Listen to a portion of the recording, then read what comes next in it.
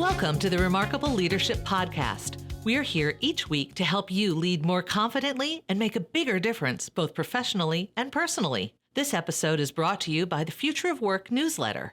Every week, you'll get articles, resources, and tools that will help you, your team, and your organization be more successful in the ever-changing remote and hybrid work environment.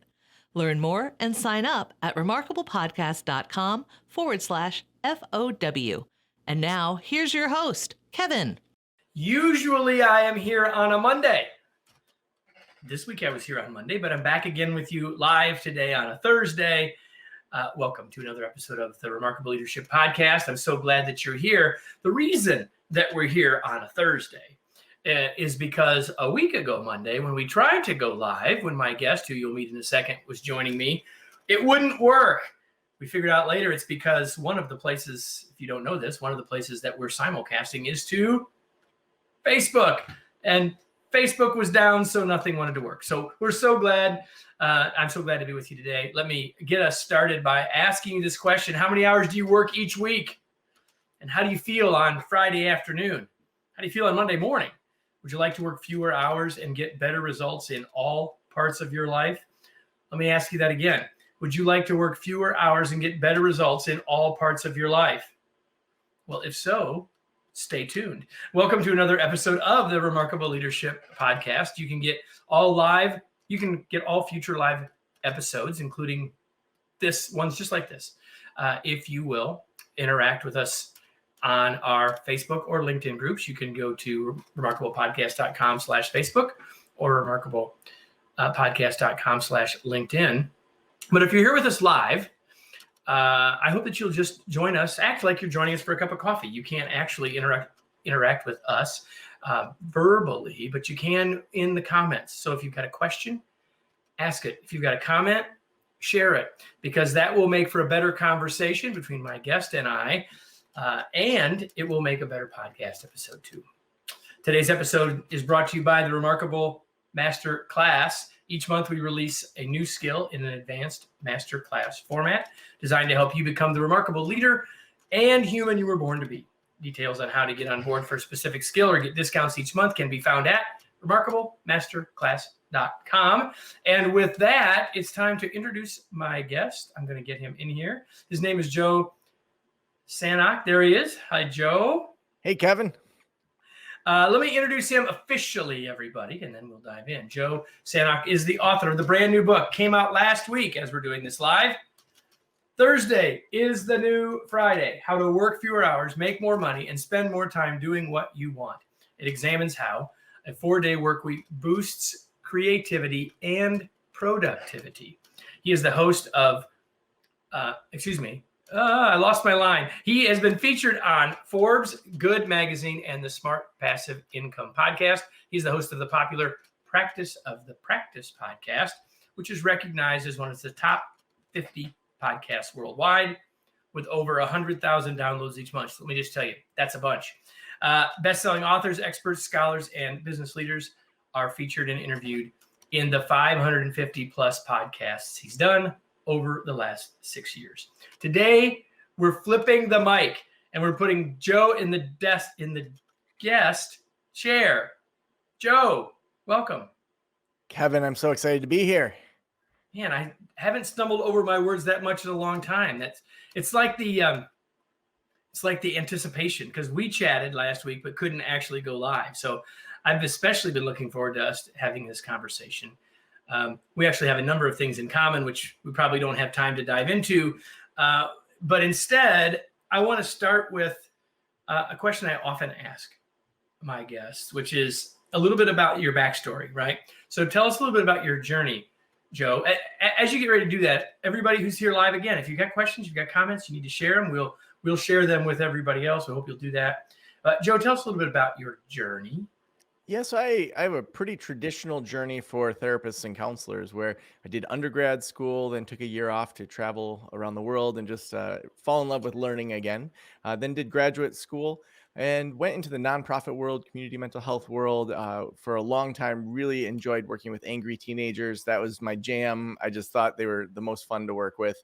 And then eventually I got a job at a community college and worked there for about 5 years while I was building a side counseling business, and really started that counseling business as a way to pay off student loan debt. That if I could work a couple hours, a week, then pay an extra $1,000 a month off in student loan debt. And that practice just kept growing and growing. And I had more clients than I knew what to do with. So I hired some 1099 contractors and then hired more. And this side gig quickly became my main gig. And I left my full-time job in 2015. But while I was doing that, I also was documenting that through the Practice of the Practice podcast that you referenced, and really went into it as a co-learner because I had 0 business classes in college. I had a lot of psych classes. I know a lot about the mind and human behavior, but actually knowing how to do marketing and SEO, that felt like a slimy world to me. And so when I started to learn that, when you have a great product like counseling that you can stand behind, it doesn't have to be slimy. When you actually believe in what you're selling and what you're trying to get out there, it's a lot easier. So left that full-time job in 2015, but sold my counseling practice in 2019. And now have just done the podcast and consulting through Practice the Practice with our team there. Built out a team of 8 in South Africa. We have 5 sound engineers in Michigan. Then we have 4 other consultants and a few other support staff. So we've built almost a 20-person team now to support therapists in private practice and also people that are leaving practice that want to start podcasts and become influencers outside of that space. There you go, everybody. So if you want to start a podcast, you told me that, Joe, when we were in the green room. That sounds so fancy. When we were in the green room before we went live, and there's nothing green, but you used that word. I started to be a co-learner, and I love that. I just love that. So this book is called Thursday is the New Friday. So you talk early in the book about something that I think is really useful as background, because there are things that we take as like givens, things as facts, right? So give us the quick version of how did we end up with 7 days a week, 40 hours weeks, and 9 to 5 workday. Like there's more there than we can take all that. But like all of those are things that like, okay, a week is 7 days and there's 40 hours of work a week and it's 9 to 5, like how did that all come to pass? And how did that become like locked into our brains? Yeah, I mean, for us to deconstruct anything, we have to understand if that thing is solid or if it's a little bit shaky. And so for me, in entering this conversation, I wanted to know like what of these things is solid and what's shaky. And so we actually have to go back several thousand years to the Babylonians. The Babylonians made up the 7-day week. They looked up into the sky and they saw the sun, the moon, Mercury, Venus, Mars, Jupiter, and then they looked down and saw the Earth. They said, let's have 7 days. The Romans actually had 10 days. The Egyptians had 8 days. So let's just start with, in nature, there's nothing that points to a 7-day week. We just as easily could have had a 5-day week and 73 weeks a year. Actually, just about 200 years ago, the Russians tried that. They tried a 5-day week. And so this is not something that's super solid, even just the week as we know it. So fast forward to the late 1800s, early 1900s. The average person was working 10 to 14 hours a day, 6 to 7 days a week. They had a farmer's schedule, whether or not they were a farmer.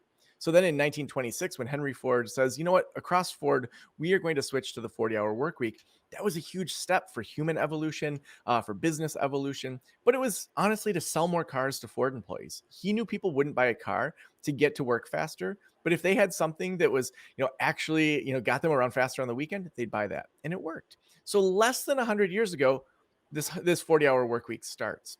And so if you just think about it, like even just last night, I was talking to my father.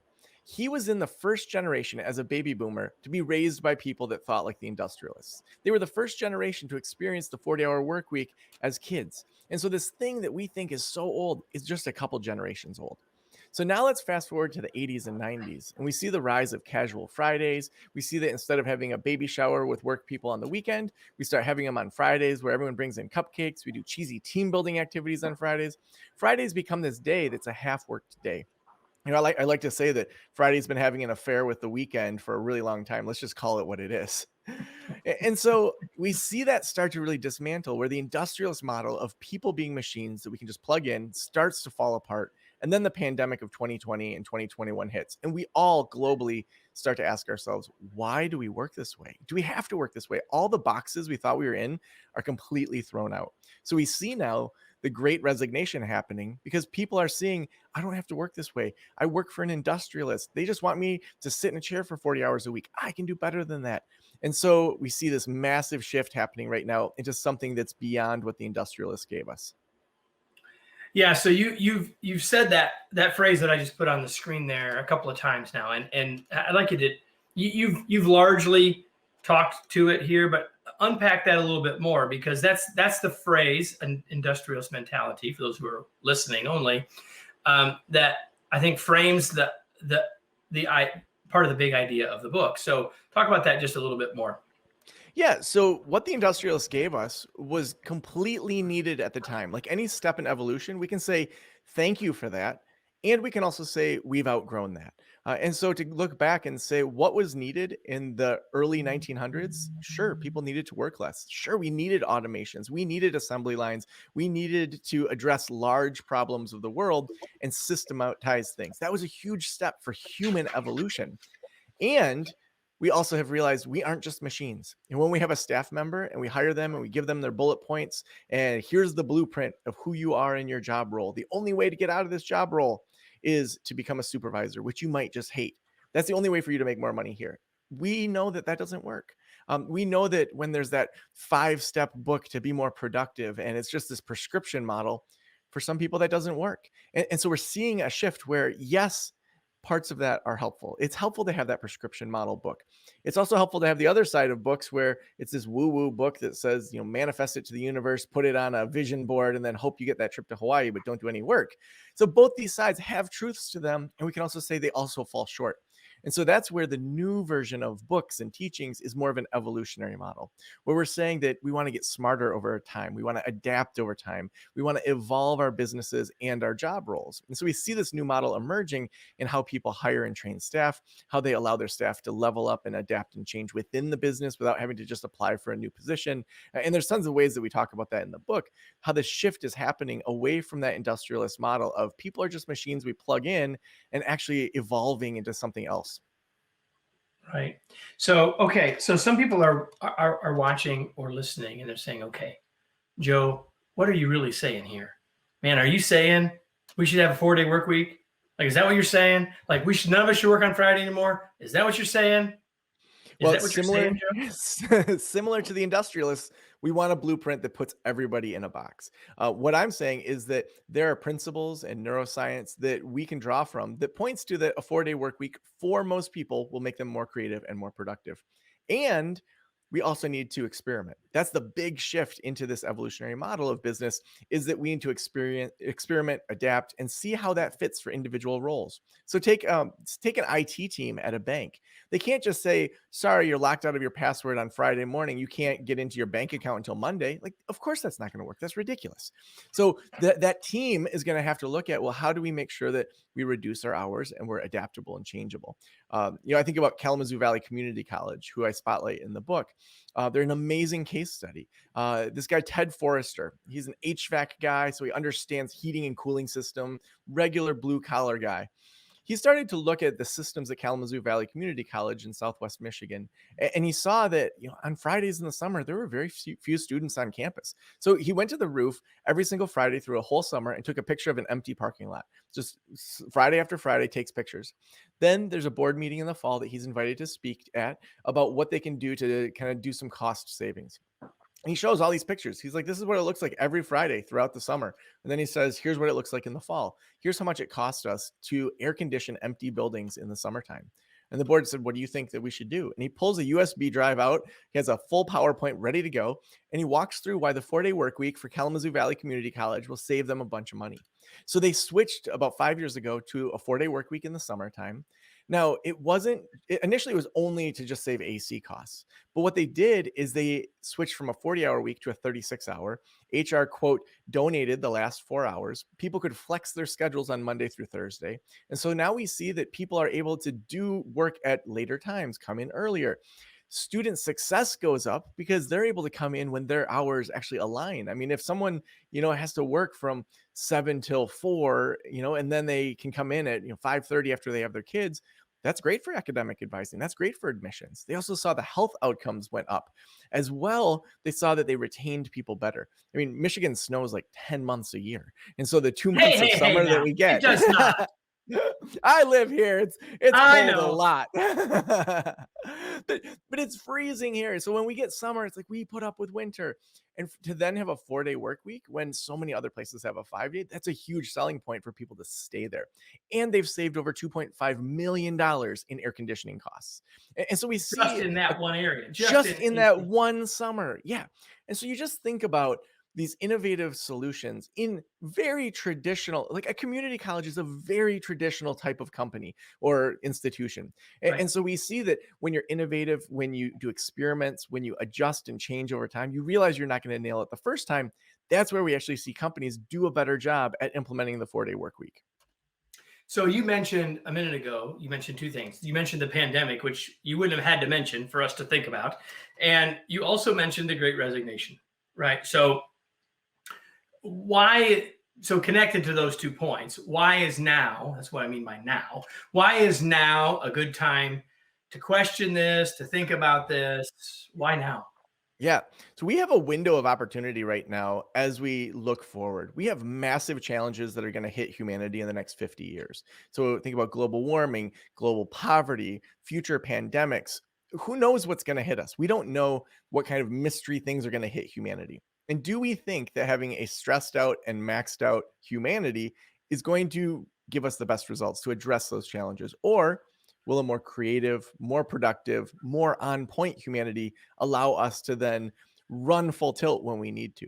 Because when I look back to 2019 pre pandemic, is that the best that we can do as humanity? Like, is that the pinnacle of humanity that we were great at everything? No, we were stressed out. We were maxed out. Our health outcomes were terrible. A 30-year study was looking at adults' sleep, and we were underslept. We were, over sick. There were so many things that were wrong with us. Of course, we're not going to be at our best to address the pandemic. Now, moving forward, we can do better. We have this window of opportunity where we can say, let's reinvent society in the way that's more healthy, but that also gives us better health outcomes based on the research. I love that. I really do. So there are a lot of people that are listening to this, whenever it is, right? When this comes out in a couple of months, Joe, on the podcast, when more people will see it, or people that are with us now, they're saying, man, I like this. And I'm going to go get a copy of Joe's book. Thursday is the new Friday. And you can find that at wherever fine books are sold. So people are going to do that, and they're going to say, okay, this is awesome, but I'm not the CEO, Joe. I'm not the HVAC guy at Kalamazoo Valley Community College. And how do I convince my boss that we ought to do this? Yeah. So I think we want to start with first identifying, is your supervisor an industrialist or not? To just start this conversation is a little bit risky. To say, I read this book or I heard this podcast, and I really would like to explore this idea with you, not just for me, but for our team to experiment and see if a 4-day work week could work for us. You're going to get a pretty quick sense as to whether you're working for an industrialist or not. Right now, supervisors want to keep their employees because it's so hard to replace you right now. So you are in a great bargaining position. And if you can show that the outcomes are better than what is happening right now, that makes that supervisor look awesome. That makes them look like an innovator as well. And so you want to go from the mindset of saying, I want us to do even better. And I want to make sure that you are in the loop and you're never backed into a corner where you don't have the information you need to show that this is a smart decision for the company to test out. So that initial conversation is going to reveal a lot as to whether or not you're working for an industrialist or not. And if you are, that's a different conversation to say, do I want to work here anymore? Do I want to work for someone that's not going to adapt and change with the times, or at least experiment to see if it could work? Now, assuming you have someone that's at least open to it, so you first have that conversation. The next step is you want to get together a group of people that have the same job role. And so 3 to 6 people, you're looking at small teams. So if there's a larger team of 12 or 20, you want to break those up into smaller groups of 3 to 6. And so why 3 to 6? Because you want to be able to create a culture within that small group that can be sustained and that there's quick communication within that group. So you have that group. The first conversation you're going to have is, what kind of boundaries are we going to have around our team's time outside of the office? So are we never checking email after 5, or are we never checking email or even talking to each other on Fridays? Or do we need to have some exceptions? It's going to change based on the team. And it's only an And the experiment. nature of the work, right? Yeah. And how rigid it was before, like 100 things, right? That's what I love Yeah. about some questions. And I want to get more at this sort of flexibility before we're done, but go ahead. Yeah, yeah. And so you're going to have a 2 to 3 month experiment. You don't want it less than 2 months because you want to be able to go through some iterations of this and to see what kind of problems emerge. And you also don't want to do it too long and make it feel like it's a long term commitment. So you're looking at 2 to 3 months for this experiment.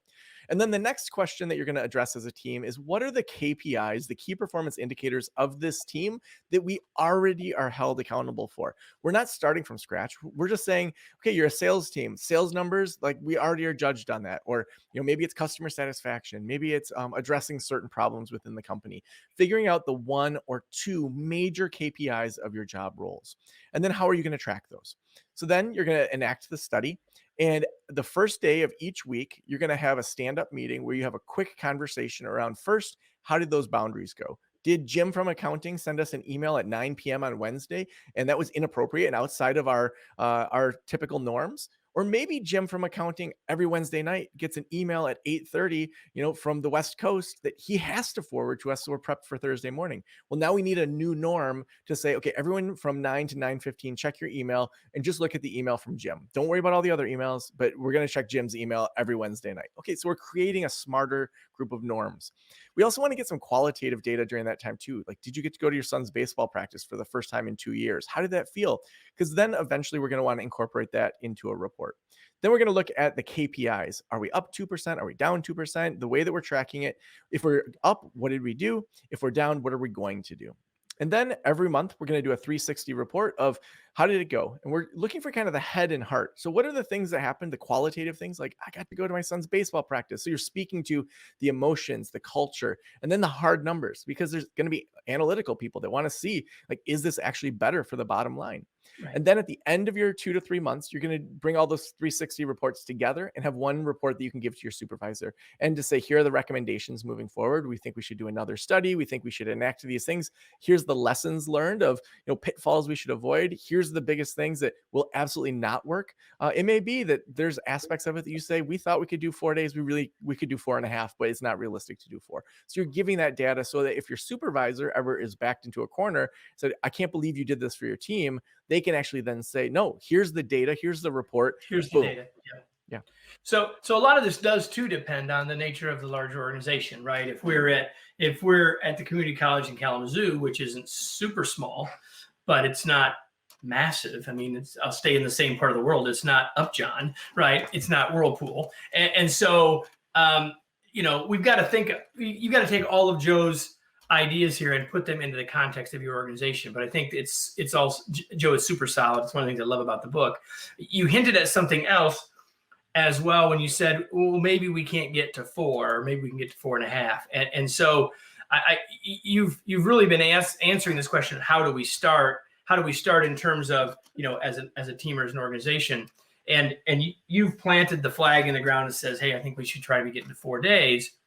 But really in the book, you're saying we need to rethink it all. And maybe it is 4.5, or maybe it's something else. So what are your thoughts about, for folks that are trying it, what is your experience telling you about how many are getting to 4 days?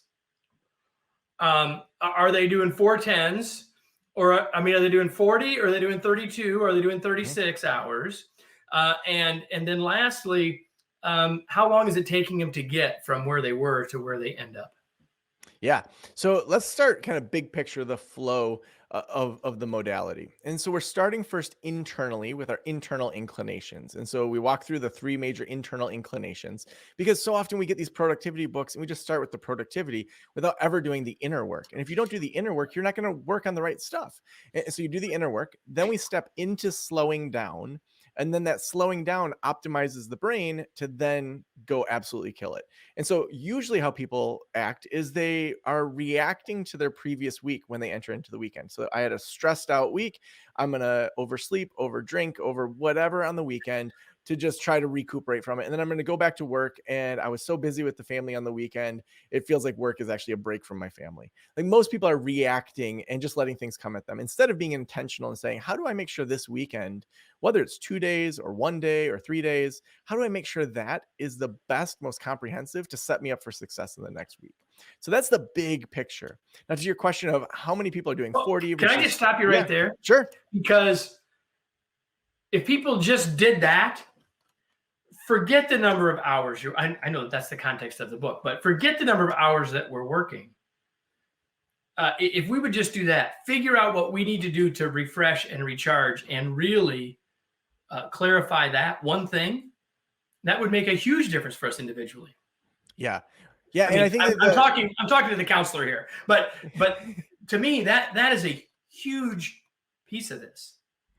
And I Go think ahead. the one step, like what a lot of times people will say, well, what's the small thing that I can actually do now? I don't know if I can get to the full 3 days. I often recommend people add one and remove one from their weekend. And so what you're doing is you're adding in one thing that is going to give you a stronger return on investment for that action than it should. So maybe there's a novel that's been sitting on your nightstand for months. It's not a business book. It's just something fun to read. And you haven't given yourself emotional permission to go read that book. Maybe reading that for 2 hours while drinking green tea on a Saturday morning is going to be the highlight of your weekend. Maybe going for a hike instead of doing laundry. Maybe having coffee with a friend that every time you see him, you're like, we should get together, but you never get together. Maybe adding one of those things is an experiment that you can do. And again, it's an experiment because we're seeing, did it give me that boost? I read for 2 hours. I actually didn't like it that much. That green tea was gross and the book was terrible. Okay, great. You learned something about yourself. Reading on a Saturday morning is not going to get you all excited. And then we get to remove something from the weekend in the same way as an experiment. Maybe you do have coffee plans with a friend, and every time you leave that coffee, you feel like trash. It's a toxic friend that makes you feel like junk. I give you permission to cancel that. You don't have to hang out with toxic people anymore. You're past that. Maybe your lawn, you don't want to rake it, and you hire the neighbor kid to blow it and rake it because you're just like, I don't want to spend my weekend doing that. Or maybe you have your groceries delivered. So you're removing these things from your schedule to, again, experiment and see. Maybe you'll find that actually, raking the leaves was kind of meditative and you missed it. And you're like, oh, that didn't make me feel as good to have the neighbor kid do that as I thought. Or maybe you're going to say, thank goodness I don't have to work on my leaves anymore. That's amazing. And so we're experimenting. And so, in the same way we're experimenting on our weekends, we want to start to experiment with our work week. And so, I remember the first summer that I was free from working at the community college I was at, where I went totally full time, summer of 2015. I did an experiment where I said, I'm going to work 4 days a week and I'm just going to see for the summer what happens. My business won't completely fall apart, just working one less day a week throughout the summer. June of 2015 was my best financial month to date at that time. July was better than June and August was better than July. So then that became a permanent part of my schedule because I was working on the best things in those 4 days, not all of the things. I was dropping the ball in the areas I should have been dropping the ball. I shouldn't have been the one in my office taking out the trash and vacuuming and doing and getting the recycling and doing all that. Why was I doing all that? Like, that's not the highest use of my energy and my time. And so then as I do the higher end things, that brings in the higher end business. And so to your final question of, is it 32 versus 40? I think having that experimental model is really important. But the Iceland study that just came out a couple months ago, it's a multi-year study, largest study of the 4-day work week to date, 2,500 people in multiple disciplines. They found that they were more productive with a 32-hour week than the 40-hour week people. They had better health outcomes as well. They had higher happiness. So basically those last 8 hours of work were a hobby. They didn't move the needle forward one bit. If anything, because the 32 hours was more productive, it actually moved the needle backwards. That's like saying, I'm going to do a 5-mile hike, but you know what? It's only going to, for my body and the exercise, only count as 4 miles. Like, why would we do an extra 8 hours if it's not going to do anything? Well, you talked in the book briefly about one of my favorite laws, which is Parkinson's law. So just talk about that briefly because it talks directly. It talks directly, Joe, to that point. Yeah, so Parkinson's law, part of the law is that work expands to time given to it, which is the part that we often hear. The other side that Parkinson talked about is how organizations tend to bloat over time. And so he looked over the years at the British Navy and how basically when you added any sort of thing to it, it was near impossible to pull it back out. And so the red tape kept building up, building up, building up. And so when we start to contrast our schedules, it forces us to work fewer hours and to get more done in that period of time. But it also forces us to cut that bloating out of our company because we then have added all these systems upon systems. But wait, Joe's not doing that anymore. Should we do that? Maybe we need to have a completely new system and just get rid of this entire piece of how Joe used to do it. And so it gives you a chance then to clean up the processes within the business because that main person is no longer going to be the linchpin that slows things down.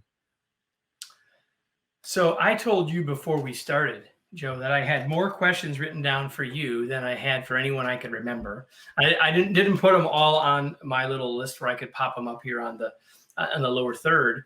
I absolutely know that we could do a whole other show, right? And I'm not in this moment inviting you back and you're saying, Kevin, I don't want to come back. That could be, but I realized that we could have a whole, we really focused this largely on us as individuals. And I have no problem with that because as leaders, we are human beings too. And we need to think about that. We are workers as we are leaders. And all of that is completely true.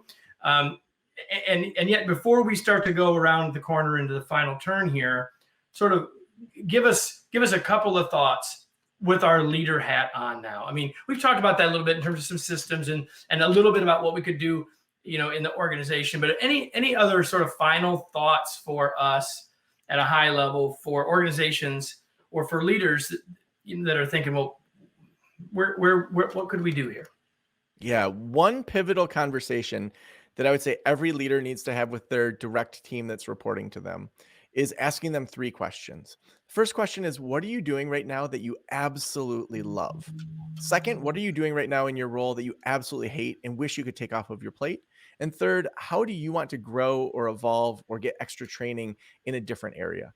So often we have these C-suite people, or we've got mid-level managers, or wherever we're at in an organization. And we don't think of the people that report to us as being able to evolve. And then they feel stuck and they leave those job roles. And then it takes us 6 months to hire someone, get them trained, get them back up to that same productivity. I have my chief marketing officer. I've asked her this question for the last 7 years that she's been with the organization. Has stuck with me. She started with just doing design. She was doing these quote cards for Instagram and for different things online. And then she said, what if we made a magazine, a digital magazine? I'm like, that's great. I have no idea how to do that. Let's get you some training. So we did that. And then she said, I'm really sick of doing the show notes and the podcasting. So she then hired the new person. She then trained the new person. She created the systems because if she wants that off her plate, who's most motivated to take it off her plate? She is. She is. Right. So I'm not going to come in and make more work for myself. We're taking that work off of your plate so you can be happier. So then she's most motivated to do the training. She knows that if this person ends up leaving, it's probably going to go back on her plate until we can hire someone else new. And so then she's motivated to move that off her plate. Then the next year she said, I want some video editing training. I want us to really amp up our YouTube game and all of that. And so she got some amazing training and we were making these amazing videos, but the numbers weren't where we thought they should be. So then she wanted to go through a YouTube marketing training. So she went through that. So over time, she knows she can shift, adjust, and change. Even if you're in a traditional organization, say you're the CEO and you're talking to your C-suite, to be able to have conversations with the CFO and say, what do you hate about your job? If you can't have that level of intimacy and discussion with your leadership, you're not a good leader. You need to be able to hear what they hate about their job because you want to retain them. Say there's 2 reports that they absolutely hate doing. How can we take that off of their plate so that they can have a clear mind to be the best leader they can be? Because if there's people that have these elements of their jobs they absolutely hate, we need to try our best to take that off of their plates or at least give them some support so that they can do that highest level thinking. Yeah, we could have a whole show on that point right there about what do you do then? And because sometimes it's, we don't have time for that. Rebecca has this question. I left it up there. I put it up there earlier. I left it up there because I think it goes to a question that sometimes you're going to hear from leaders. Well, and I don't know exactly where Rebecca's coming from with the question, but the question is, okay, but isn't working 32-hour week a slippery slope? I'm betting you've heard that question. I have. So speak to that briefly, and then we're gonna bring this home. Yeah, I'll start that. Historically, we've done this. The conversations that were happening in 1926 when they were switching from a 10 to 14 hour day, 6 to 7 days a week to a 40-hour work week were that exact question. Isn't that a slippery slope that, 40 hours, then people are going to want to be lazy and stay at home? Like, we know that deep down, people want to do good work. People want to impact the world. They don't want to just go to a job to get a paycheck. We know that meaning, passion, all of those are elements of why people stay in a job. And so I would actually argue that moving to a 32-hour work week is not a slippery slope, because it's aligning our bodies more with what we need. And people are already wasting that 8 hours throughout the week. If you actually looked at the productivity of most teams, that extra 8 hours is being stolen from the company in one way or another. And so to give people that 8 hours and just say, listen, we're going to run full tilt. Here are the KPIs we have for the team that we want to hit. If we can't, we're going to go back to a 40-hour work week. You don't think people are going to run full tilt towards that 32 hours then? Of course they are, because they know they get Fridays off. And so it's moving from just saying, okay, 40 hours butts in the chair, that's the best KPI we can have, versus let's actually have something that means something, have it measurable, and say, let's run full tilt. Let's figure out how to do this as a team. Then you all can have Friday off. Well, and of course that KPI of butts in the seats has been obliterated over the last 24 months. And many leaders struggled with that early on big time, right? Like, how do I know if they're working? They're not, I can't see them. So I ask this question all the time, Joe. For no one is it more like apropos than to ask you, because heck, you're only working 4 days a week. What do you do for fun, Joe? Oh man, so I am a single dad of two amazing daughters that are 7 and 10. So I almost always have glitter in my hair. So playing with them, creating adventures with them. We enjoy going stand-up paddleboarding, being outside. I just love being a dad and figuring out what to do with them that's fun. I'm a curler, so I go curling, and I find that to be just hilarious and a lot more work than I expected. I've got an amazing group of friends, and we will host unique outdoor parties during the pandemic to have it be safe, but then also to somewhat socialize with each other as well. So I live in a fun neighborhood of people that enjoy each other, that have kids that all play together, and socialization, and also meditation. I do a lot of meditating as well, so I kind of have both sides of it. Perfect. So we got another question. One more question. Rebecca has a follow-up, and I'm gonna ask it. I'm reading it for the first time. I love the idea, but just curious if some would take advantage if they are not too committed in the first place in their roles. So I think great. Kind of answered that, but you want to comment a little bit more on that? No, I would say that the 32-hour work week is not going to be the thing that makes them take advantage of it. I mean, they're probably already taking advantage of it within a 40-hour work week. And so if anything, it would make them more accountable, because now instead of just saying you have to be here for 40 hours, it would be, in your job role, here's how we're going to define your success. And if in 32 hours you can't do this, sure, maybe the rest of us work 32 hours and you work 40 if you can't get it done. I've had a fully remote team since the very beginning. I have 8 staff in South Africa. I've never met any of them in person. My highest level leadership, I've never physically met in person. And so having weekly phone calls with her about where we're at with things, having a Trello board to keep track of all the projects. If she's not getting projects done, then we're going to have a conversation. If she is getting projects done, we're not. And so that idea of having feedback be a part of the feedback loop, instead of when you're in trouble, to have it be project and outcome based more than time based, to me is the bigger shift. For if someone's that person that's going to take advantage, they're going to do that with 40 hours anyway. Agreed. The other question that I ask everybody, Joe, everybody that's here, what are you reading these days, Joe? Yeah, I have really loved Michael Singer's work, The Untethered Soul. He also has a course called Living from a Place of Surrender. For me, it's so important to do that personal work first, and as part of our journey, rather than only do the business work. And so for me, Michael Singer's work has really helped me with just allowing difficult emotions to move through me, not attaching to outcomes that I need to have, or avoiding pain that I'm scared of, to really allow that negative and positive energy to flow through me. And it's just taught me to, I think, move through life with more of a let's see how it unfolds approach, rather than this high achiever, I need to make everything in the world align with my own expectations. So we've been talking with Joe Sanok about his new book, Thursday is the New Friday. And because right now there's some cool stuff you're doing related to the release of the book. So I want to give you a chance to talk about that. I'll put the book site up here. And then after you do that, if there's anything else you want to say about how people can connect with you, about your podcast, whatever, here's your chance, my friend. Awesome. Well, thank you so much, Kevin, for having me. So we're doing all sorts of different book deals over at thursdaysthenewfriday.com. If you buy 5, you get access to our digital course called Killing It Camp, which walks you through all sorts of skills to grow your business. And so you'll get all the recordings from that. It's over 30 hours of content, and all you have to do is buy 5 books. If you want to be a part of our mastermind group, the Thursdays the New Friday mastermind group, you'll just buy 10 books, and then you get access to top leaders and other people that are going to be within that. Plenty of other podcasters, influencers, and business leaders are going to be in that Thursdays the New Friday mastermind group. And if you buy 25 or more, then we can talk about a speaking engagement, keynotes, things like that for your company. And so all of those details are at thursdaysthenewfriday.com. It doesn't matter where you buy it. You can buy it from your local bookstore, Amazon, Audible. You can buy digital copies for your team. Nissan Infinity Canada bought 200 to give out to their team. And so you can just buy it wherever you want and submit your receipt over at thursdaysthenewfriday.com. And everything that I do from keynote speaking and writing is over at joesanok.com. That's where we have people reporting out experiments that they're trying within their own businesses as they enact Thursdays the New Friday. So I would say that as we look forward, I just want to go back to that point that we are the post-pandemic generation. We have a window of time right now where we get to reshape things. We get to rethink things, that we are most open for a window of time to say, do we want to go back to 2019? Is that the best that we can do? Or do the challenges ahead of us need something different? Do they need us to have more energy, more productivity, more creativity, to have innovation? I believe we do. I believe the challenges ahead of us, known and unknown, need our best selves. And moving into a Thursday is the New Friday mindset is going to be part of that equation to help us get there. All right, now everybody, I have a question for you. It's a question I ask you every week here. Now what?